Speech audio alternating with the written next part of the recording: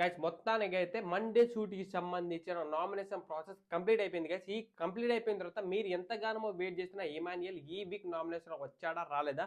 కెప్టెన్‌కి 2 powers ఇచ్చారు. ఆ 2 powers వల్ల నామినేషన్ ప్రాసెస్ మొత్తం తారుమారైపోయి 2 టైప్స్‌గా జరిగి అలా ఎలా జరిగిందో ఇంకొకటేంటంటే మనం హౌస్‌మేట్ నామినేషన్ ప్రాసెస్ మెజారిటీ ప్రకారం అయితే డెమాన్ పవర్ కూడా నామినేషన్ రీతుకే చేశాడు. మెజారిటీ ఓట్ రీతుకు నామినేషన్ ఉన్న రీతు వచ్చేసి ఎందుకు నామినేషన్ రాలే? తనకేమైనా కెప్టెన్సీ పవర్ యూజ్ చేసి సేవ్ చేశారనేది ప్రతి ఒక్కటి ఈ వీడియోలో క్లారిటీగా మాట్లాడదాం.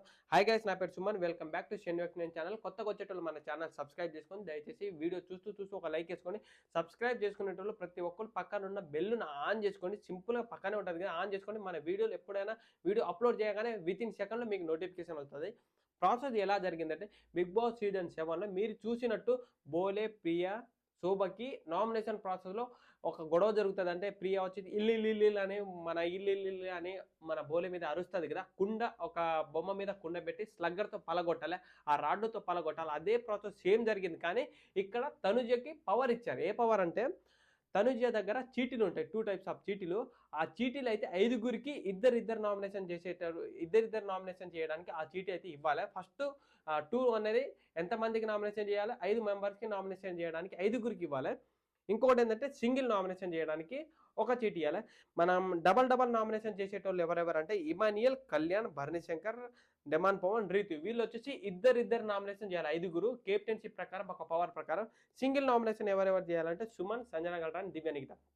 మీకు బిగ్ బాస్ రూల్ ప్రకారం ఏంటంటే ప్రతి ఒక్కరు డబల్ నామినేషన్ చేస్తేనే నామినేషన్లు రావాలి. కానీ బిగ్ బాస్ లాస్ట్ వీక్ నుంచి చేంజ్ చేశాడు. ఎలా చేంజ్ చేశారంటే సింగిల్ నామినేషన్ ఉన్న ఈ వీక్ నామినేషన్ ఉన్నట్టే, అలా నామినేషన్ జరిగినట్టే అని బిగ్ బాస్ అనౌన్స్మెంట్ చేశారు. ఫస్ట్ నామినేషన్ ఎవరు చేశారంటే కళ్యాణ్ వచ్చేసి డెమాన్ పవన్కి, సంజన గల్రాన్కి నామినేషన్ చేశారు.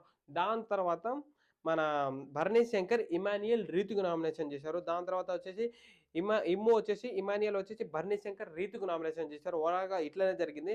డెమాన్ పవన్ నామినేషన్ వచ్చేసి కళ్యాణ్ అండ్ రీతు నామినేషన్లో బీభత్సంగా ఉంటుంది డెమాన్ పవన్ ఉండగా డెమాన్ పవన్ గ్రాఫ్ ఎందుకు పెంచుతుందంట అన్న అంటే తమ్నేల్ చూసిన ప్రకారం అయితే డెమాన్ పవన్ నిజంగా ఎక్కడ పాయింట్అవుట్ చేసి మాట్లాడాలి, ఏ గేమ్ ఎట్లా ఆడాలో ప్రతి ఒక్కటి తెలుసు. తనకైతే నిజంగా తనకి బయట నుంచి సపోర్ట్ రావట్లే, కానీ నెక్స్ట్ లెవెల్ ఏ గేమ్ అయినా బీభత్సంగా ఆడుతున్నాడు. టాస్కులు కూడా ఓడట్లే.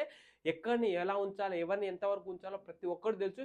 ఈసారి అయితే మన డెమాన్ పవన్ రీతుకు నామినేషన్ చేశారు. రీతుకు నామినేషన్ చేసిన పాయింట్లు ఎలా పాయింట్ టు పాయింట్ ఎట్లా చేసి మాట్లాడారు, ఇతనే కాదు అందరు పాయింట్లు ఎట్లా ఉన్నారో మన నెక్స్ట్ వీడియోలో మిస్ అవ్వకుండా పాయింట్ టు పాయింట్ మాట్లాడుకుందాం. ఇదైతే జస్ట్ ఇంట్రడక్షన్, ఎవరెవరు నామినేషన్లో వచ్చారనేది. తర్వాత రీతు నామినేషన్ వచ్చేసి దివ్య నిఖిత, సంజన గల్రాని. ఓవరాల్గా ఈ 5 మెంబర్స్ అయితే ఇద్దరిద్దరిని నామినేషన్ చేశారు. వీళ్ళదైతే ప్రాసెస్ అయిపోయింది. తర్వాత సెకండ్ చీటీ ప్రకారం అయితే సంజన గల్రాని కళ్యాణ్కి నామినేషన్ చేస్తుంది. సుమన్ వచ్చేసి కళ్యాణ్కి నామినేషన్ చేస్తారు. దివ్య నిఖితకు వచ్చేసి రీతు నామినేషన్ చేస్తుంది. దివ్య నిఖిత రీతును నామినేషన్ చేస్తుంది. ఓవరాల్గా ఇలా సింగిల్ నామినేషన్ అయితే వీళ్ళ దాంట్లో మొత్తానికి నామినేషన్ ఓట్లు లీస్ట్ అయితే ఎవరికి వచ్చాయి, నామినేషన్ ఎక్కువ ఎవరికి పడ్డాయి. రీతుకు వచ్చేసి ఆల్మోస్ట్ 6 నామినేషన్ చేశారు. తర్వాత కళ్యాణ్కి ఒక 3 నామినేషన్ చేశారు. సంజన గల్రానికి 2 నామినేషన్ చేశారు. ఇమాన్యుయల్కి ఒకరు, దివ్య నిఖితకి ఒకరు, డెమాన్ పవన్కి ఒకరు. ఓవరాల్గా హైయెస్ట్ నామినేషన్ ఎవరంటే మన రీతుకి హైయెస్ట్ నామినేషన్ పడ్డారు. ఈ రీతుకు నామినేషన్ పడడానికి ఏంటంటే కెప్టెన్సీ, అసలు తను ఎందుకు నామినేషన్ రావట్టే, కెప్టెన్ దగ్గర ఒక పవర్ ఉంటుంది. మీకు కెప్టెన్సీ పవర్ నామినేషన్ నుంచి డైరెక్ట్ నామినేషన్ చేయొచ్చు. ఇంకొకటి ఏంటంటే నామినేషన్ నుంచి ఎవరినైనా సేవ్ చేయొచ్చు. ఆల్మోస్ట్ 7-8 మెంబర్స్ నామినేషన్కి వచ్చారు కాబట్టి నామినేషన్ చేయాల్సిన అవసరం లేదు. ఎందుకంటే ఒక్కరు లేదా ఇద్దరు, డబల్ ఎలిమినేషన్ ఉంటే ఇద్దరు, ఎవరైనా మెజార్టీ ఓట్ ప్రకారం అయితే నామినేషన్ నుంచి అసలు మెయిన్ కంటెస్టెంట్ నామినేషన్కి వచ్చారు. కాబట్టి రీతుకు వచ్చేసి తనుజ వచ్చేసి తన దగ్గర ఉన్న గోల్డెన్ పవర్ ఎట్లాగో యూజ్ చేయలేదు. కాబట్టి ఈ వీక్ వచ్చేసి తనకు నామినేషన్ నుంచి సేవ్ చేసి 4 ఓట్లు పడ్డ మన తనుజ తన పవర్ దగ్గర ఇచ్చి నామినేషన్ నుంచి సేవ్ చేసింది. ఓవరాల్గా నామినేషన్లో మొత్తానికి అయితే నామినేషన్ లిస్ట్ అయితే ఇది. భరణి శంకర్, ఇమాన్యుయల్, సంజన గల్రాని, డెమాన్ పవన్, దివ్య నిఖిత, కళ్యాణ్. వీళ్ళైతే 6 వచ్చేసి నామినేషన్ ఉన్నారు. ఈ నామినేషన్ ప్రాసెస్లో అసలు ఎవరు ఎగిరిపోతారు, ఈ వీక్ కూడా డబల్ ఎలిమినేషన్ ఉండబోతుందా? నేనైతే ఇన్ని రోజుల నుంచి అసలు ఇమాన్యుయల్ వచ్చేసి ఇప్పుడు నామినేషన్లో వచ్చాడు కదా, అసలు ఇమాన్యుయల్ ఫ్యాన్స్కి తన ఓట్లు వేస్తారా, సంజన గల్రానికి ఏమైనా వేస్తారా? ఇమాన్యుయల్ ఓట్లు ఆల్మోస్ట్ చాలా వరకు సంజన గల్రాని పడ్డాయి కదా, మళ్ళీ ఇమాన్యుయల్ ఓట్లు సంజన గల్రానికి ఏమైనా పడ్డదా? లేకపోతే అసలు ఇమాన్యుయల్ కళ్యాణ్ కంటే టాప్లో ఫస్ట్ వెళ్తాడా లేదా?